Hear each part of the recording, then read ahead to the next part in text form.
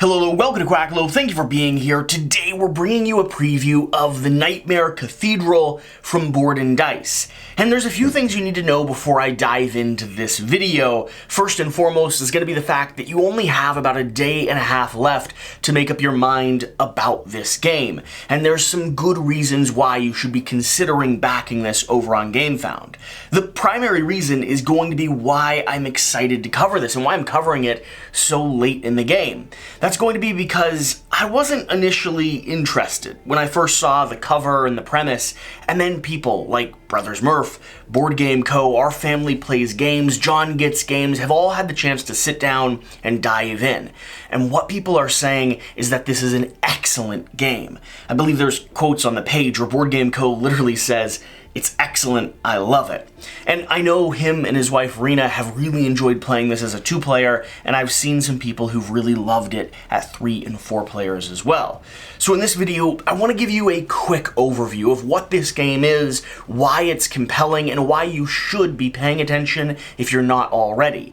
And remind you, of course, that there's only about a day and a half left. This is a art love letter to the creator of the game and the creator of the art in this nightmarish world. I don't know if you've seen the actual artwork over the campaign page, but I wasn't initially pulled in by the cover of this. It's sort of brown and flat and really an aesthetic that you might see on the front of a book or a hardcover kind of art display book. And then as I dove in, I realized that that's exactly what this is. These are miniatures from a artist's mind, a nightmare world that are being brought to life here. It's actually kind of remarkable what they've done to create the foundation of an amazing, fantastic game underneath the veil of this artwork that was already created. Every one of these sculpts just adds more context and more beauty to the art and the artist's imagination when you see the reference pictures that were used. So keep that in mind as you approach this game, because it's something that, for me, changed my initial perception. I've actually fallen in love with the artwork, the display here, and the miniatures in play. And I can't wait to have a finished copy of this on my permanent shelf. That being said, let's talk about the Nightmare Cathedral. And I'm going to make this video quick, to the point, and highlight the stuff that I would have wanted to know at the very start of the campaign. First and foremost is that this is going to be a 1 to 4 player area control game with a little bit of a kind of end driving mechanic system. The unique thing about that is you're going to be first establishing your regional control, pushing up this track and slowly progressing the game forward through a series of 3 rounds with a variety of turns depending on how many players you have taken between each one of those rounds. You'll be utilizing powers from various different standard actions that you can take and upgrading those actions from turn to turn with different cards that you have in your hand. That'll make these actions more powerful. Along with that, one of my favorite mechanics in any game is going to be the fact that when anyone else takes their action, you'll get to respond by either confirming or dissenting from their previous action, giving you a substandard ability, but a secondary ability as in response to whatever action they've decided to take. And the more you upgrade your cards, and depending on what you upgrade, the better advantage you're going to have on each one of those different abilities. So the start of the game is going to function in phase 1, where you establish control and slowly build this modular cathedral here in the center. This is going to set the foundation, the premise of the board, right? You'll gain cards into your hand, get more strength on the field, build your towers to establish territory control, and slowly position yourself back and forth on this track, driving up this victory point track and moving endgame forward. At a certain point, once this cathedral is built, you're going to summon creatures called nightmares. These will be any of these different asymmetric horrors that can come exist onto the board, and you're only ever using 2 per game, which means the functionality and the range of gameplay is different from scenario to scenario, and depending on what nightmares you actually have integrated, will drastically change your experience and how you move on to phase 2, or the second age of the game. In the second age of the game, you're going to be consuming and devouring various minions across the board, still pushing up this track that gives you special abilities and victory points for endgame, still taking actions back and forth, but some of those actions will be tied to controlling your nightmares. And this is where the game takes a twist. It's one of the reasons why it functions so well as a 2-player game. You see, controlling the nightmares will give you the chance to consume yourself or your opponent, or even some of these little gray abstract NPC minis on the board. You'll be able to reestablish control in different areas and take powerful effects, driving towards endgame scoring. The more you've consumed yourself, the less control you have on the actual board here, and the less options you have for future play, but the more victory points you'll score when the end game is actually driven. The game's either going to end after 3 rounds, or after a certain number of these little creatures have been consumed, based on which nightmare card has actually spawned out. So that's the core structure of the game. Age 1 establishes area control and sequences upgrades and powers. Age 2 is going to pull in brand new cards, giving you more powers, abilities, and upgrades for you to get, but it'll also tie into the nightmares spawning onto the board, maneuvering around and give you powerful effects and abilities that buff, debuff, and can strengthen your endgame score. Like I said, endgame is going to be determined based off these minis and based off the number of rounds. Whichever trigger you hit first will drive endgame. So, what are the other ways that you'll actually score points? Well, first and foremost is going to be these dream cards. Dream cards are going to be cards that are secret objectives that you have throughout the course of the game that you'll be drawing up from an open pool.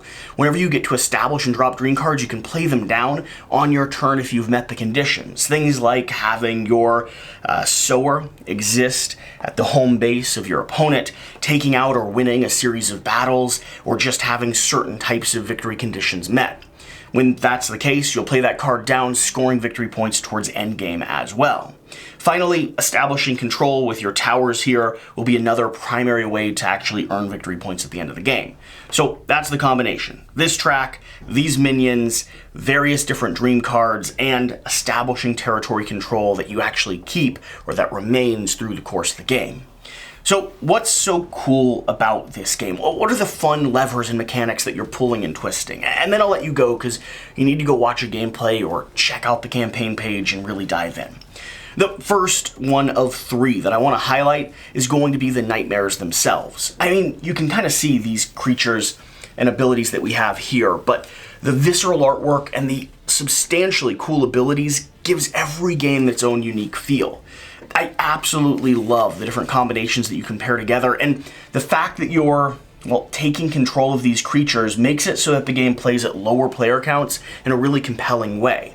I'm able to take vengeance with something that's extremely powerful, but I'm also putting myself at risk. It means you're not playing with a third AI character. You're both controlling the AI of whatever that third or fourth party is. Whereas in a lot of area control games, my preference is to play at 3 or 4. I think this stands really well at 2, and I'm extremely excited to see how it functions at 1 when I get a chance to play that solo version of the game.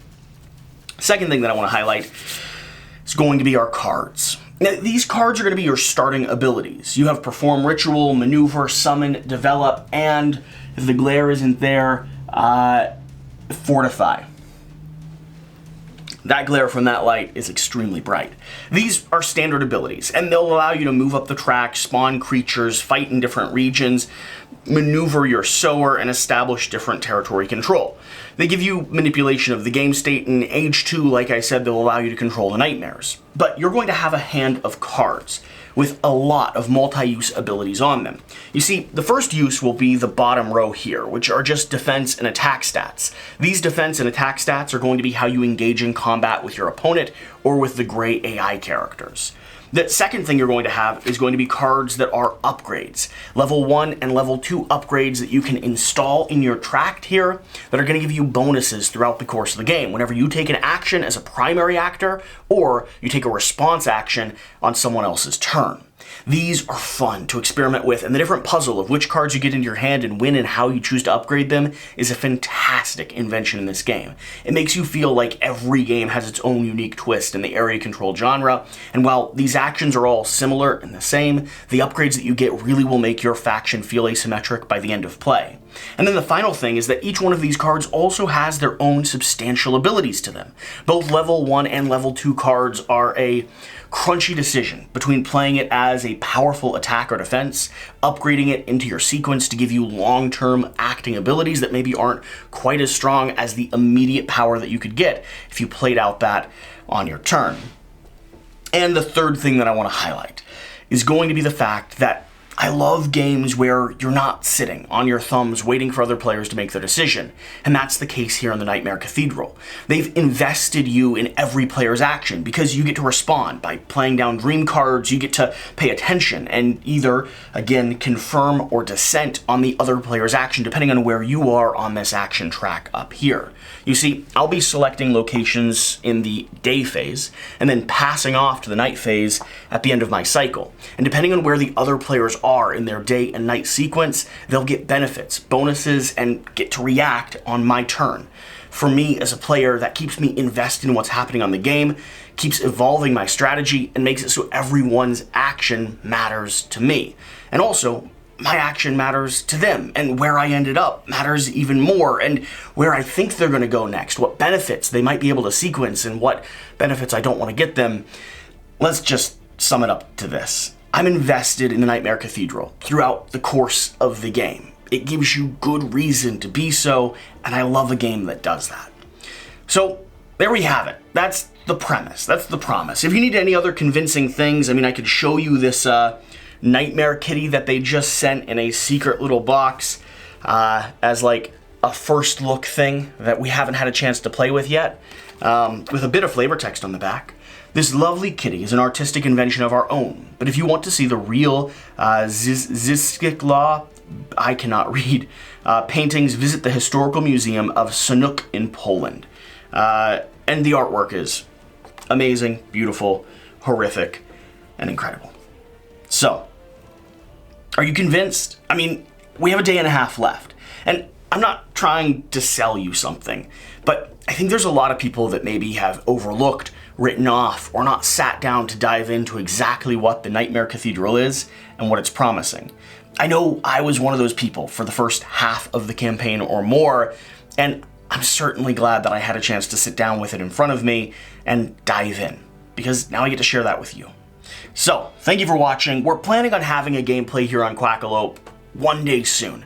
That may be during the course of the campaign if we're able to make it happen, or, depending on how long it takes us to flip the edit, it may be during the Pledge Manager being opened up, if and when that becomes an option. So, thank you for watching, thank you for being here. Whatever the case, whatever you do, remember to do the important thing. Don't go to sleep. It's full of darkness and nightmares. We'll see you next time.